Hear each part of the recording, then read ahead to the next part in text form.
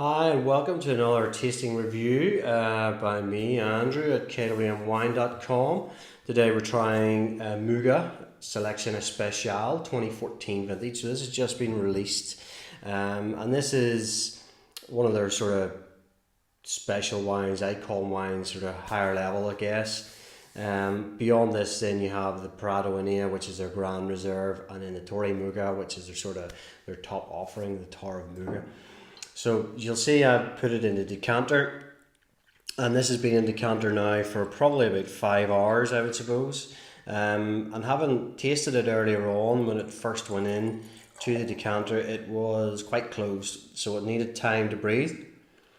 It is, while it's 5 years old at this point in time, it is still a relatively young wine for the style, I guess.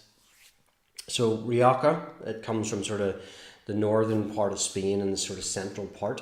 North between Madrid and Bilbao is roughly where the Rioja territory lies, and it has an interesting climate. It's affected by the Atlantic coming across from the north and west, and then it's got the sort of Mediterranean influence from the east, and then you've got that sort of hot desert sort of influence from the south. So it's a combination of climates, and a lot of it's to do with sort of altitude and in terms of the vineyard site, as well as the winemaking in the cellar. So a lot of these grapes for say Muga would be coming from some of the best vineyards in the Rioja area.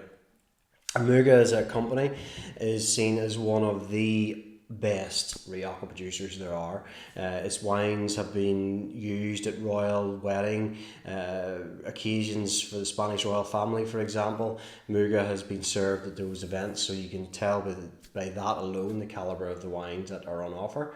And these are wines which have been really excited to get into the shop and into the store, because I know them from Spain in the past and I've tasted them a few times and I've always been massively impressed. The one you'll see more often will be the Muga Reserva. That would be sort of like their flagship sort of not commercial but volume wine, I guess.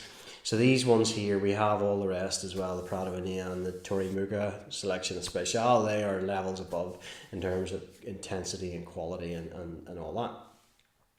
So say 5 years old, 70% Tempranillo, 20% Garnacha, which is Grenache, and then it's a 10% blend between Mazuelo and Graciano, two other sort of local varieties in Spain. I always love wine Riojas with a little bit of Graciano, and I think that adds a little bit of more backbone and depth to them as well. It's aged 28 months in a combination of French and American oak barrels, so quite a lot of oak aging. So those, while it says it's a Reserve Especial, it's really beyond the boundaries even of Grand Reserve, really, to get those sort of levels. I think Grand Reserve, you need to be in barrel for a minimum of 24 months and then aged for 3 years before release in bottle. So we'll have a look at it. Colour wise, it is medium depth and it's got a nice bright sort of glossy ruby edge, I guess, to it. What's the alcohol on this? 14%. When I said smelt it earlier on, it was quite closed. It needed time to open up, and it definitely has opened up and come a lot more expressive now. It's not a big blockbuster nose by any means. It's got more elegance, I guess, and refinement and sort of those subtle nuances with the nose, which keeps you going back and wanting to smell more. But you get that nice black fruit, sort of red fruit characters coming through. You get a nice sort of coffee note sort of coming through on it as well.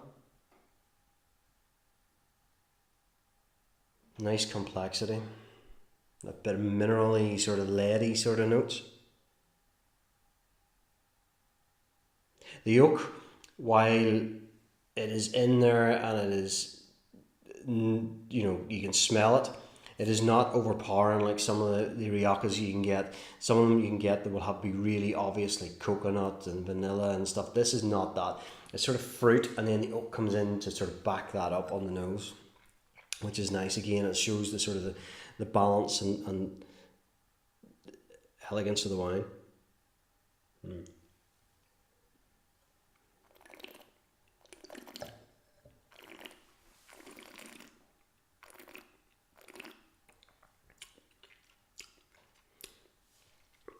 Medium weight, quite grippy, grainy tannins to it straight away. It is quite young, quite high mouth-watering acid, lots of fruit, that sort of fresh black fruits going on, cherries coming through in the finish. Nice creamy, long oak sort of laden finish, all intermingled really well with the fruit.